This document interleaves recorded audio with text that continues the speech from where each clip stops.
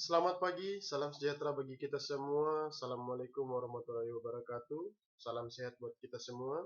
Kembali lagi bersama saya Sultani Poli dalam mata pelajaran Teknik Kerja Bengkel dan Gambar Teknik. Nah, pada saat ini kita akan membahas tentang materi menerapkan keselamatan dan kesehatan kerja berdasarkan usaha. Apa itu keselamatan dan kesehatan kerja atau K3? Dan apa itu OSHA? Kita akan bahas berikut ini. Tujuan dari pembelajaran kita pada KI1 atau KI pengetahuan, siswa dapat memahami dan menerapkan K3 berdasarkan OSHA di bengkel TAV. Sedangkan tujuan pada KI keterampilan atau KI4, siswa dapat mendemonstrasikan K3 berdasarkan OSHA dalam bentuk poster. Nah, lanjut saja. Metode pembelajaran kita adalah metode belajar mandiri atau belajar dalam jaringan.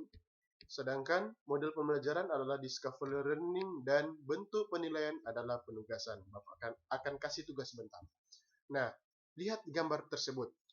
Ini merupakan suatu gambar kecelakaan kerja yang terjadi di tempat kerja, di mana orang ini tidak mengikuti K3 atau ada yang mengikuti K3 tetapi tetap celaka. Kenapa? Karena tidak mematuhi protokol-protokol K3 dan ada faktor-faktor yang menyebabkan dia celaka walaupun sudah mengikuti yang namanya keselamatan dan kesehatan kerja.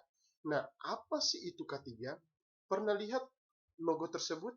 Logo ini ada ditulis di setiap tempat, di mana di perusahaan, di tempat-tempat bengkel atau workshop, di kapal, selalu tulis utamakan selamat atau utamakan keselamatan dan kesehatan kerja. Apa sih itu K3? K3 adalah suatu ilmu pengetahuan dan penerapannya dalam usaha untuk mencegah kemungkinan terjadinya penyakit dan kecelakaan akibat kerja. Baik kerja di perusahaan atau kerja di bengkel atau workshop. Nah, tentunya kita sebagai siswa pastinya belum di perusahaan, masih kerja di workshop atau bengkel. Nah, saat ini kita bisa melihat ini. Coba kita lihat, perhatikan baik-baik. Seorang perawat ini atau dokter yang memakai baju hazmat, di mana sekarang sedang gencar-gencarnya tentang virus COVID-19. Seorang tenaga medis harus memakai baju hazmat sebagai pelindung diri untuk melindunginya agar tidak terpapar dari penyakit-penyakit atau wabah yang ada seperti sekarang ini. Tentunya untuk menjaga kesehatan dari tenaga medis tersebut. Nah, apa sih itu OSHA? OSHA adalah sebuah lembaga yang ada di Amerika Serikat. Nah, OSHA ada untuk menjamin kondisi kerja yang aman dan sehat, baik pria maupun wanita yang bekerja, dengan menetapkan dan menegakkan standar dan dengan memberikan pelatihan penjangkauan pendidikan dan bantuan. Jadi OSHA adalah suatu organisasi yang ada di Amerika sana yang menjadi acuan dari negara-negara yang ada di dunia untuk tenaga kerja dalam menerapkan K3 ini. Nah, kalau di Indonesia ada yang namanya Depnaker, Departemen Tenaga Kerja.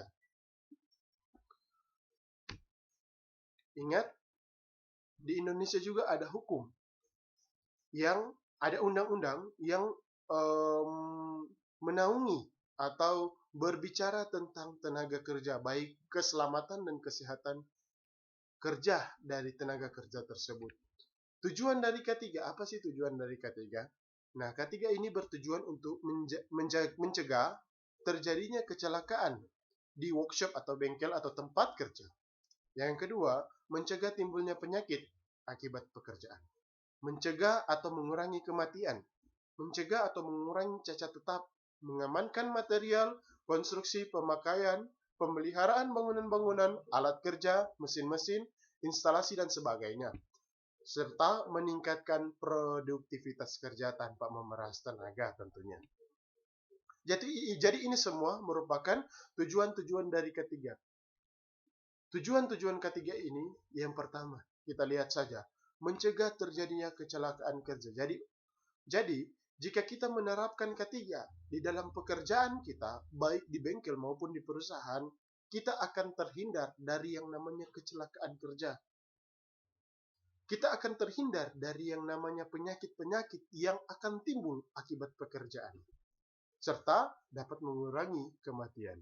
Seperti yang gambar tadi yang Bapak sudah jelaskan pada slide-slide yang awal. Nah, sekarang timbul pertanyaan begini.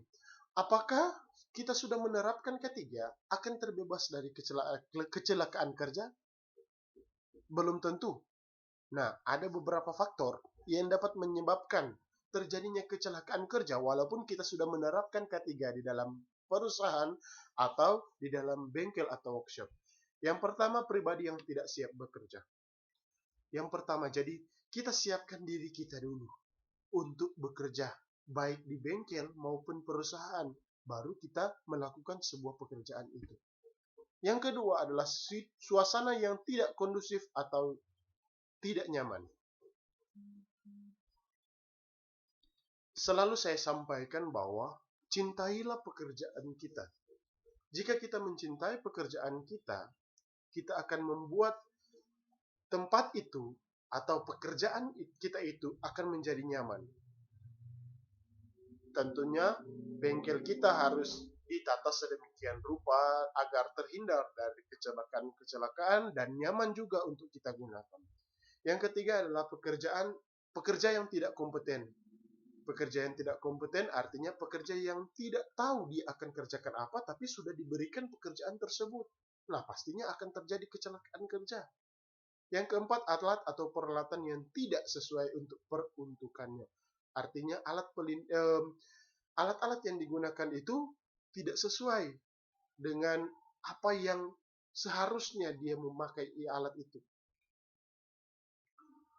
Yang berikut, kondisi alat atau peralatan yang tidak aman, lingkungan kerja yang tidak siap atau berbahaya, penerangan yang tidak cukup, berlebihan kotor dan tidak teratur, perlengkapan keselamatan yang kurang, dan bekerja tidak sesuai dengan SOP.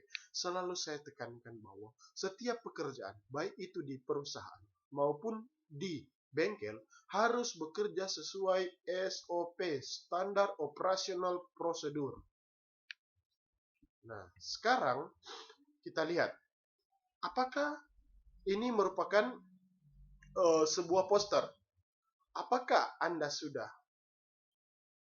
Are you protected? Sudah safety kah diri Anda? Nah, ini merupakan sebuah poster. Nah, contoh poster ketiga. Berikut ini adalah contoh poster ketiga. Gunakan masker, gunakan sarung tangan, dan sebagainya. Sayangi paru-paru Anda sebelum bahaya merengutnya seperti kita. Di dalam teknik elektronika ini, kita banyak berbicara tentang solder-menyolder. Otomatis, kita harus menggunakan masker agar asap dari hasil solder tersebut tidak terhirup dan dapat menyebabkan paru-paru kita rusak. Nah, sekarang ini Anda ditugaskan untuk membuat satu poster.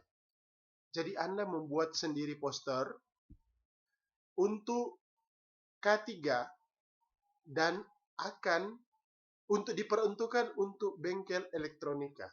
Poster-poster berikut contohnya seperti ini. Ini ada banyak di referensi di Google, bisa dilihat di situ, nanti kalian lihat dan download aplikasi-aplikasinya di situ.